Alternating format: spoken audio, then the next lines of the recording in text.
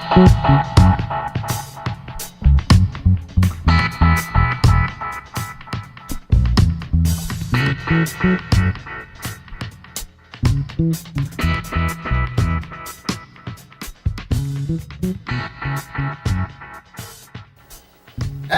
how's it going, everybody? Burt Bryan here, and today we're in Minneapolis, Minnesota, and behind me is a view of the city. Here's a fun random fact for you. In a suburb of Minneapolis called Bloomington, you'll find the famous Mall of America, which is 9.5 million square feet. That's the size of 78 football fields put together. Wow, that's a big mall. However, today I'm here to review a sauce called Crybaby Craig, which was created by Craig Kaiser and named after his son. Craig Jr. was crying after waking from an afternoon nap, and thus Crybaby Craig got its name. Now, I'll have a link down below in the description to where you can find Craig and his sauce, but keep in mind that this sauce is in the beginning stages of production. As you can see, and I will have a close-up here of the label, this isn't an official label, and Craig honestly needs help trying to figure out how to take his sauce to the next level. I'm going to introduce him to a few groups on Facebook, and maybe some of you professional sauce makers out there can point him in the right direction. But let me tell you a little bit about Craig because I really love his story. His sauce creation started about 3 years ago when his restaurant received habaneros instead of the jalapenos that they needed. Instead of wasting the habaneros, Craig pickled them so they wouldn't spoil while he thought of how to use them.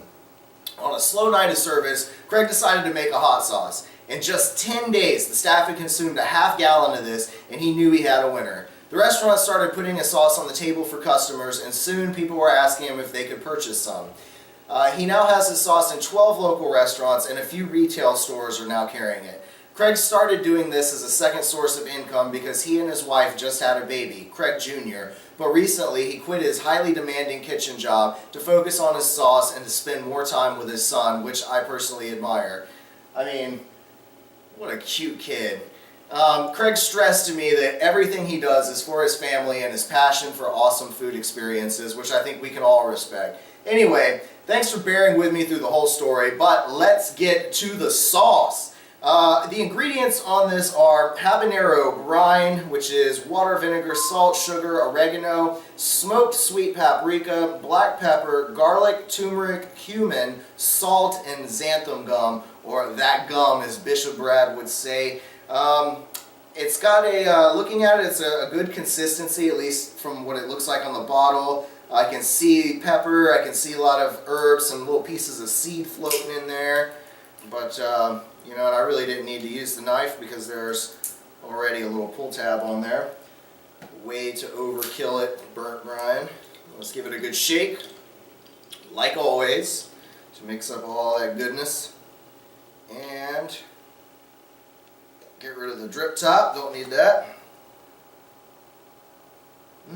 On aroma, it's got a good smell. It's got cumin comes through very strong. I'm a huge fan of cumin, especially with any kind of Mexican cuisine. It's just awesome. I use a lot of it in my beef when making tacos. Yeah, I'm really picking up that strong, a little touch of the garlic, I think. But again, a strong cumin aroma. Let's pour it out here. Again, it's got a nice creamy consistency. The texture of it looks very smooth, and it's not too runny at all. But a taste.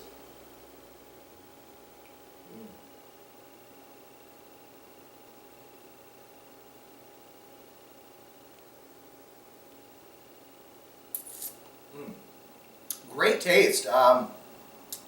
See, I'm a huge fan of cumin, and that's what really comes through. I am picking up in the aftertaste the garlic and the chili flavor, the habanero, and it's got a really nice heat to it. It's not an intense burn. It's something that I think a lot of people can enjoy. It might be just a little too much for your average person, for us chili heads.